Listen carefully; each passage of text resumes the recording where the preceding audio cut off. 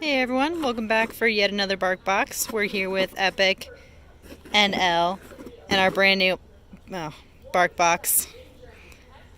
We started out a little high up. Epic threw it right off the top of that stump there. And we're going for the hard open. Hi Elle. Looks like this might actually be the easier open because he flipped it the wrong way up and has easy access to the two items inside. So the first one he's got there, we got the swimming pole. Can barely see it. It's the one with the blue on it there. And then we've got the Fetch Greatness Javelin, that red guy that he's kind of picking up right now. So this month's Barkbox is themed World Chomps. So the items look like sort of Olympic sport related things. We're working on that Fetch Greatness Javelin. It's got a wacky bounce to it, one of Epic's favorite things. Just giving it a few heavy hits to see what it does. Now the swimming pool, I am curious to see how well he likes this. This one's actually really reminiscent, sort of a throwback to our fun chucks from our very first Barkbox. And he loved those fun chucks. The swimming pool is another nylon strap with little rubber bouncy guys on the end. I'll have Elle check it out here for a second. But this time, instead of being stationary like the fun chucks were, that swimming pole actually has the ability for the little rubber bouncy parts to slide back and forth on the nylon strap. So that could lead to some fun times for Epic.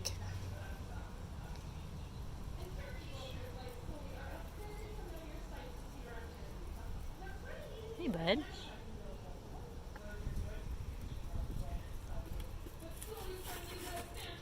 Spin it around for a better view.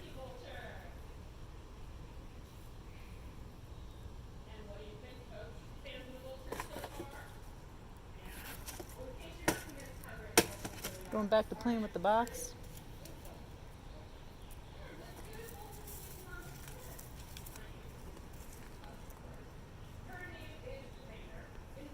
Oh, and we're heading off to the backyard to talk to Dad.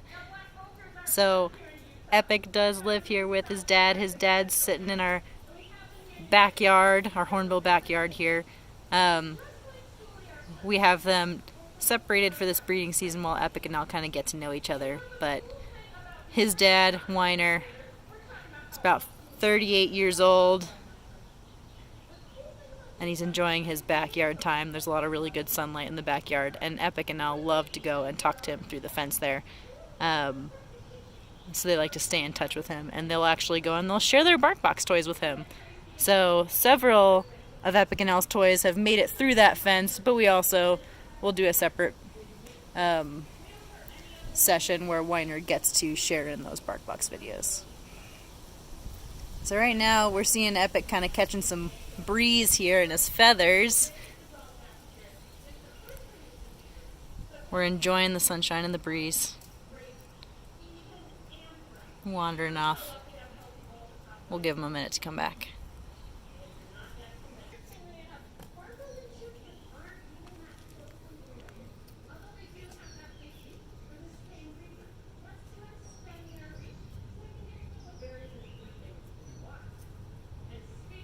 There we go. So we're giving that swimming pool some tosses, some shakes.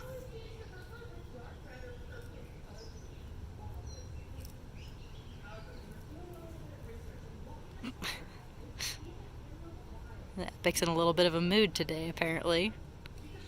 So this is a posture that he'll do when he's feeling really playful, but also just a little bit lazy. So we kind of stopped going mid-push across the ground there, and now we're collapsed like a puddle.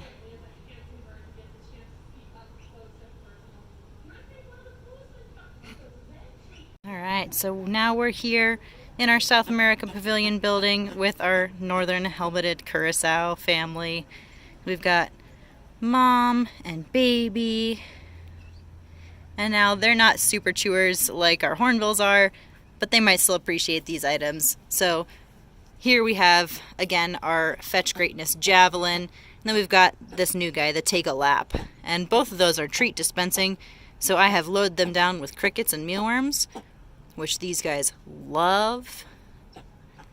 and we'll see what they do. We'll see if they want to interact.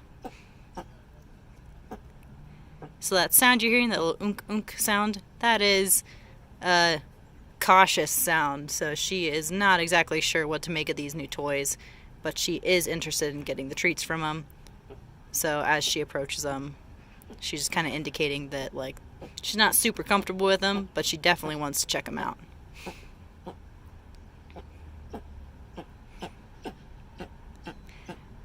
Northern helmeted curassows are named for that big gray feature on the top of their head there. So you can see it really clearly on our mom. Her name is Morgan, or we sometimes call her Lady Kevin because our male adult is named Kevin. But she's got that large defined gray helmet feature there. And then if you look closely at our little kid here, who we've been affectionately calling Baby Kevin because his dad is named Kevin, you can see that that helmet is only starting to grow. They're actually not born with that. It has to develop over a couple of months. So it has this teeny tiny little almost helmet.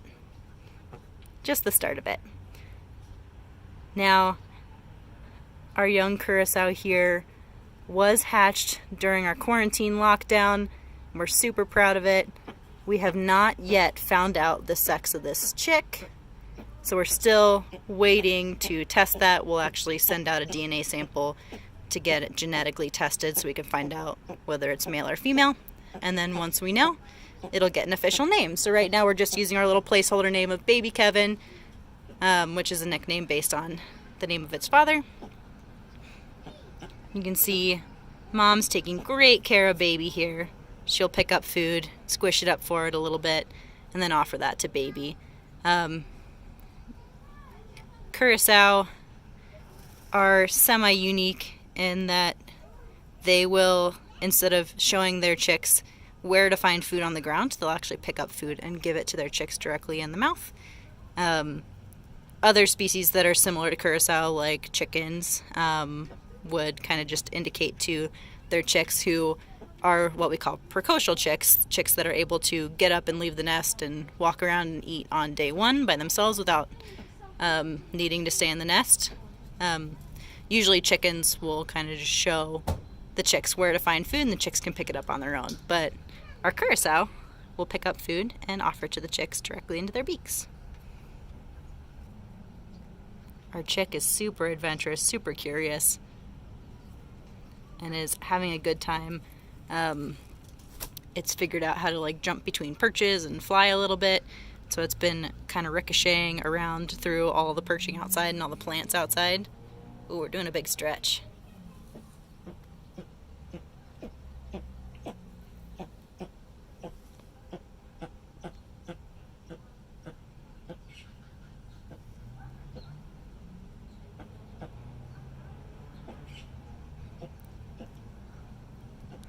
Another kind of cute developmental feature about our chick there is that it is almost entirely in the plumage it'll wear as an adult, except for this itty bitty little fluffy mohawk that it has left.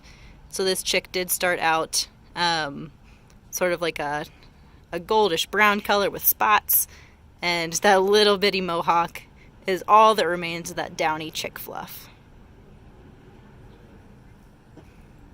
So eventually it'll grow out of that and look just like Mom.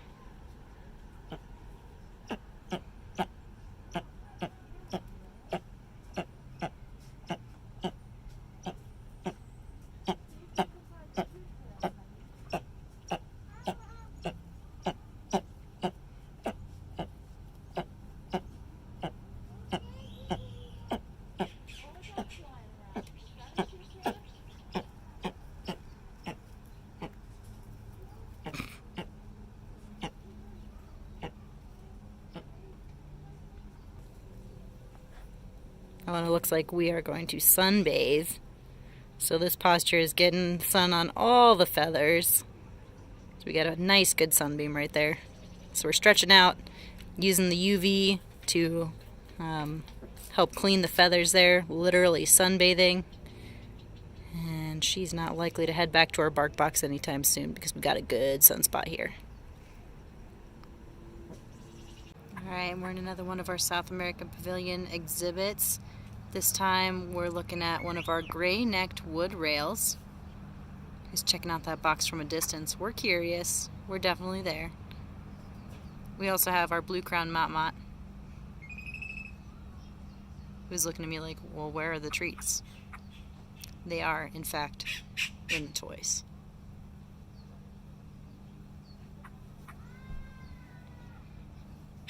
So these guys are going to take a little more of a cautious approach as compared to the hornbills. These items are pretty big. They're basically the same size as the birds, so we're definitely going to approach with caution.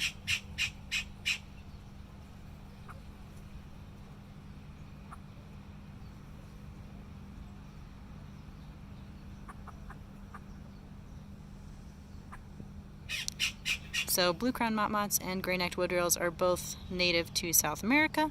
The blue crown mot-mot here is distinguished by that beautiful blue coloration around the top of his head. And they also have a neat feature. If you check out his tail there at the end, you'll see there's like a little gap where there's no feathers and then there's feathers. Those are specialized tail feathers that they get during the breeding season, so they're kind of a display feature. And that long feather with the little round bit at the end, that's called their racket. Now that he's shown that it's safe, our gray-necked wood-rail feels like it might be okay to approach a little bit closer. Our wood-rails are pretty curious. They're also very, very motivated to do anything for bugs. So very, very interested in getting bugs out of these toys, even if the toys are scary at first.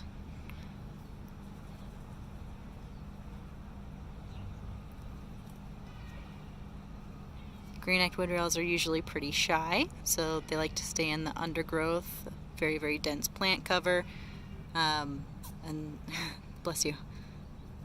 They can be a little bit difficult to see in our exhibits, and as far as I know, a little bit difficult to see in the wild. They spend a lot of time in or near water, usually foraging like at the edge of bodies of water. And you can see they've got this long, slender beak that's really good for picking up things out of the water.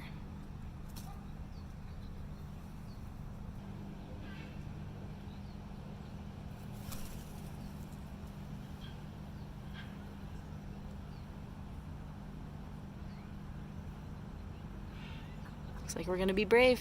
Excellent work.